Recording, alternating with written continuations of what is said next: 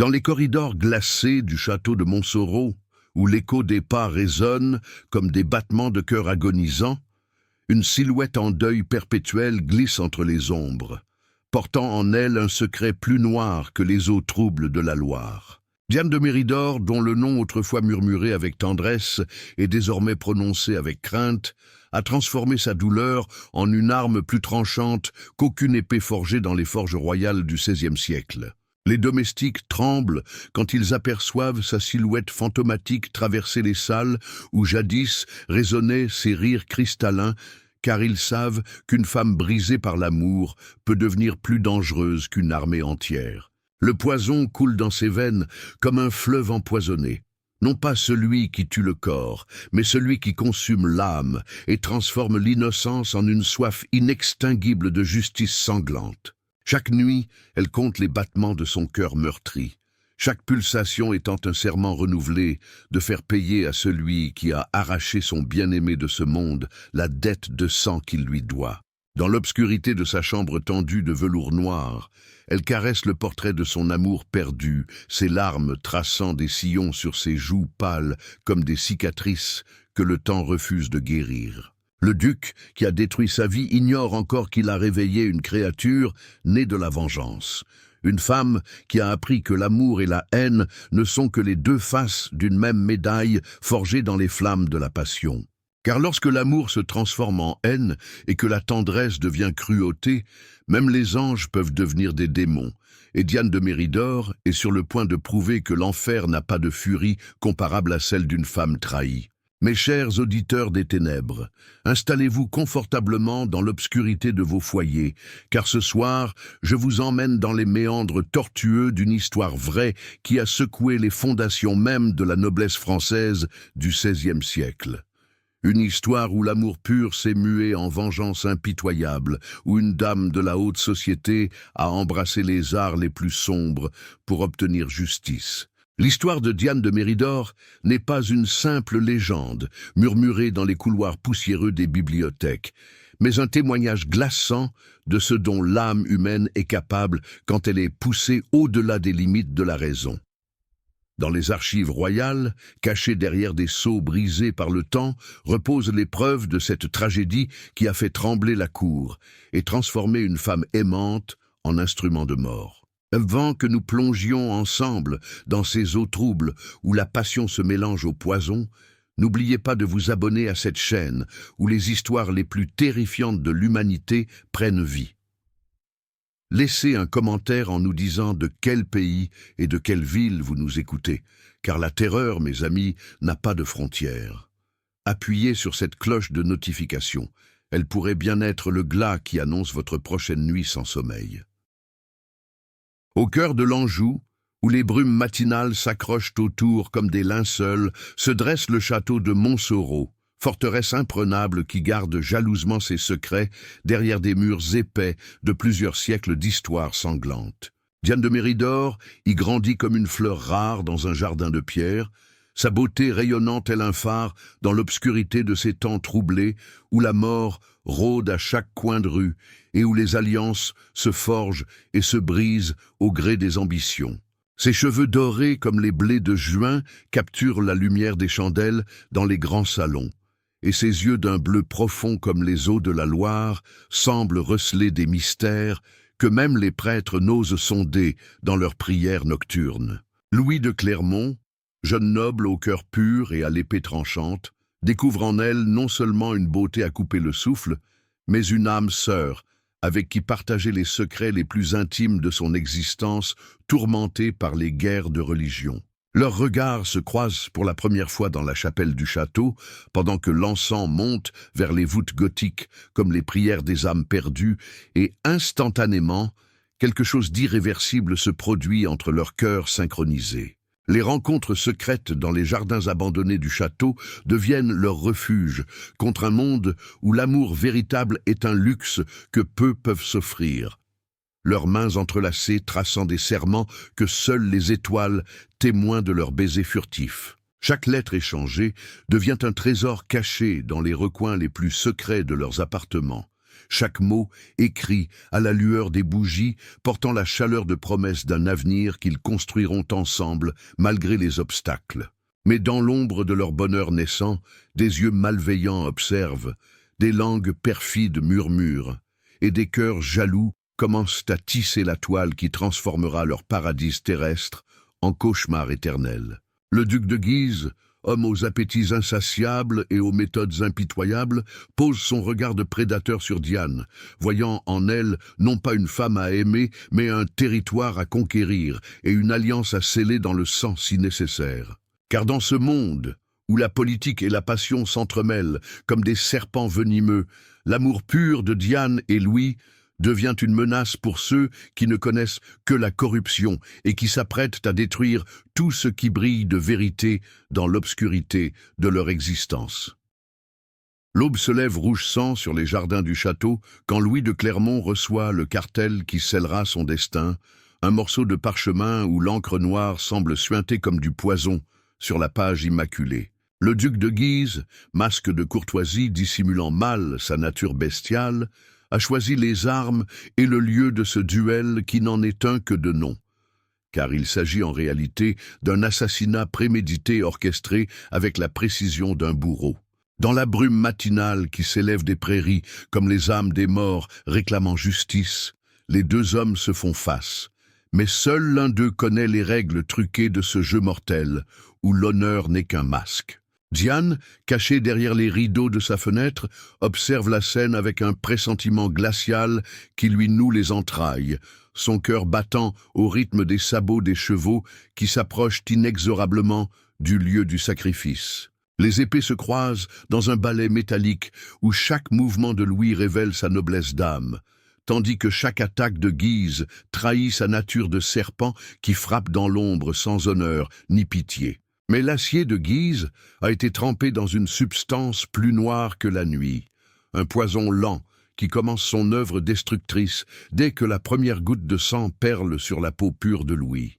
Le jeune homme sent ses forces l'abandonner, non pas à cause des blessures reçues au combat, mais à cause du venin qui court dans ses veines comme une rivière de mort, transformant son sang en plomb liquide.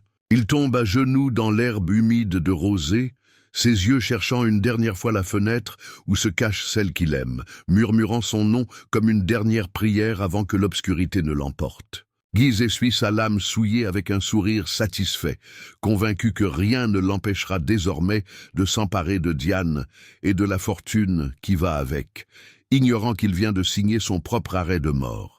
Car dans sa tour, Diane pousse un cri silencieux qui réveille les corbeaux dans les arbres centenaires, un cri qui se transforme immédiatement en un serment de vengeance plus tranchant que toutes les épées forgées dans les ateliers royaux. Les funérailles de Louis de Clermont se déroulent sous un ciel plombé qui semble pleurer des larmes de cendre sur la terre meurtrie, tandis que Diane, vêtue d'un noir plus profond que les abysses, jure devant son cercueil de ne jamais oublier ni pardonner. Dans le silence mortuaire de sa chambre tendue de deuil, elle commence sa transformation, abandonnant peu à peu la jeune fille innocente qu'elle était pour devenir quelque chose de plus sombre et de plus dangereux. Elle étudie avec une fascination morbide les traités de botanique interdits, apprenant les propriétés mortelles de chaque plante, de chaque champignon, de chaque substance que la nature a créée pour donner la mort plutôt que la vie. Ses mains délicates qui caressaient jadis les pétales de rose apprennent maintenant à manipuler les racines de belladone, les feuilles de digital et tous ces végétaux dont les noms murmurent des promesses de vengeance dans l'obscurité de ces nuits sans sommeil. Le poison devient son art, sa science, sa religion, et elle y consacre chaque minute de ses journées avec la dévotion d'une nonne qui aurait vendu son âme au diable pour obtenir les connaissances nécessaires à sa mission sacrée. Dans les caves oubliées du château, elle installe son laboratoire secret, un antre où bouillonnent des décoctions aux couleurs inquiétantes et où flottent des vapeurs qui feraient fuir les plus braves soldats de France. Chaque expérience, chaque mélange, chaque distillation la rapproche du moment où elle pourra enfin rendre justice à son amour assassiné. Et cette perspective illumine son visage d'une lueur que les serviteurs prennent pour de la folie. Mais Diane n'est pas folle, elle est simplement devenue autre chose qu'humaine, une créature forgée dans les flammes de la douleur et trempée dans les eaux glacées de la détermination absolue. Elle apprend aussi l'art de la dissimulation, souriant quand il faut sourire, pleurant quand les convenances l'exigent, mais derrière ses yeux de saphir brûle désormais un feu que rien ne pourra jamais éteindre. Car elle sait que pour triompher du duc de Guise, il ne suffira pas d'avoir le poison parfait, il faudra aussi avoir la patience du serpent qui attend des mois avant de frapper sa proie au moment le plus inattendu. 6 mois après la mort de Louis, le duc de Guise reçoit une invitation gravée sur parchemin doré, une missive parfumée à la rose qui l'invite à un souper intime au château de Montsoreau, signé de la main tremblante de Diane. Sa vanité de prédateur lui fait interpréter cette invitation comme une capitulation, la reddition d'une femme brisée qui accepte enfin son destin, et il savoure d'avance le goût de cette victoire qu'il croit totale. Il se présente au château dans ses plus beaux atours, arborant les couleurs de sa maison comme un paon fait de ses plumes, ignorant qu'il marche vers son propre mausolée déguisé en salon de réception. Diane l'accueille avec une grâce étudiée, vêtue d'une robe de soie noire rehaussée de perles qui brillent comme des larmes figées. Son sourire étudié, masquant la tempête qui fait rage dans son cœur de veuve. Le repas qu'elle a préparé est un chef-d'œuvre culinaire, où chaque mets a été choisi avec un soin méticuleux, non pas pour flatter le palais, mais pour camoufler le goût de substances bien plus sinistres. La conversation glisse sur des sujets anodins pendant que Guise déguste avec un appétit de glouton les délicatesses empoisonnées, chaque bouchée le rapprochant inexorablement de son châtiment différé. Le vin, un cru exceptionnel des vignobles royaux, coule rouge sang dans les verres de cristal. Mais celui de Guise contient une surprise que ses papilles gustatives ne peuvent détecter sous les tanins complexes. Diane observe avec une satisfaction glaciale chaque gorgée qu'il avale, chaque sourire satisfait qu'il affiche, sachant que la justice de Louis commence enfin à couler dans les veines de son assassin. Quand Guise commence à sentir les premiers symptômes, une légère nausée qu'il attribue à l'excès de nourriture, il est déjà trop tard pour que quoi que ce soit puisse le sauver de son destin. Car Diane a choisi un poison lent et implacable qui laissera à sa victime le temps de comprendre ce qui lui arrive, de réaliser qui l'a condamné et de mourir dans les affres d'une agonie qu'elle espère proportionnelle à sa propre douleur. Les premières convulsions saisissent le duc de Guise au moment précis où Diane révèle son identité véritable, ôtant le masque de la veuve éplorée pour révéler le visage implacable de la justicière qu'elle est devenue. « Vous souvenez-vous de Louis de Clermont » murmure-t-elle d'une voix douce comme une caresse et tranchante comme une lame, pendant que l'homme qui a détruit sa vie se tord de douleur dans son fauteuil de velours. La reconnaissance passe dans les yeux de Guise comme un éclair de terreur pure quand il comprend enfin que cette soirée n'était pas une conquête, mais un piège, et que la mort qu'il a semée va maintenant germer en lui. Le poison fait son œuvre avec une précision chirurgicale, attaquant d'abord le système nerveux, puis se propageant dans tout l'organisme comme une armée de minuscules bourreaux qui ne laissent aucun répit à leurs victimes. Diane s'approche de lui avec la grâce d'un ange de la mort, ses pas silencieux sur les dalles de marbre, résonnant comme un glas dans l'esprit déjà embrumé du duc agonisant. Chaque goutte de ce poison porte le nom de mon bien-aimé, souffle-t-elle à son oreille, sa voix portant tout le poids de sa douleur transformée en instrument de châtiment divin.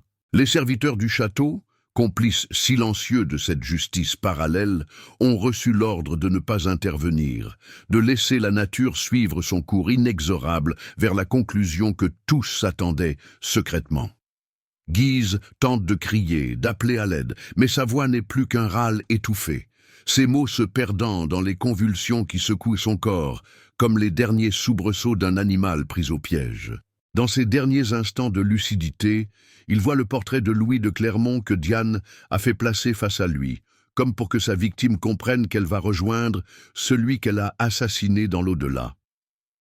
Quand le duc de Guise rend son dernier souffle dans les jardins où Louis est mort 6 mois plus tôt, Diane sent pour la première fois depuis la tragédie une paix étrange descendre sur son cœur meurtri, car justice a enfin été rendue. La mort du duc de Guise fut officiellement attribuée à une fièvre maligne qui avait frappé plusieurs nobles de la région, et jamais aucune enquête ne remonta jusqu'à Diane de Méridor, dont l'alibi de veuve éplorée était parfait aux yeux de tous. Elle avait orchestré le crime parfait, celui que la justice des hommes ne peut atteindre, mais que celle du cœur exige impérieusement. Diane vécut le reste de ses jours dans la solitude de son château, entourée du respect craintif de ses vassaux qui murmuraient qu'elle possédait des pouvoirs surnaturels.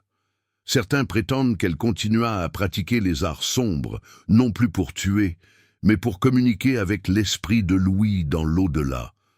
D'autres racontent qu'elle mourut le sourire aux lèvres, emportant avec elle le secret d'une vengeance accomplie et d'un amour qui avait survécu à la mort elle-même. L'histoire de la Dame de Montsoreau nous rappelle que l'amour et la haine sont les forces les plus puissantes de l'âme humaine, capables de transformer une innocente jeune fille en ange exterminateur.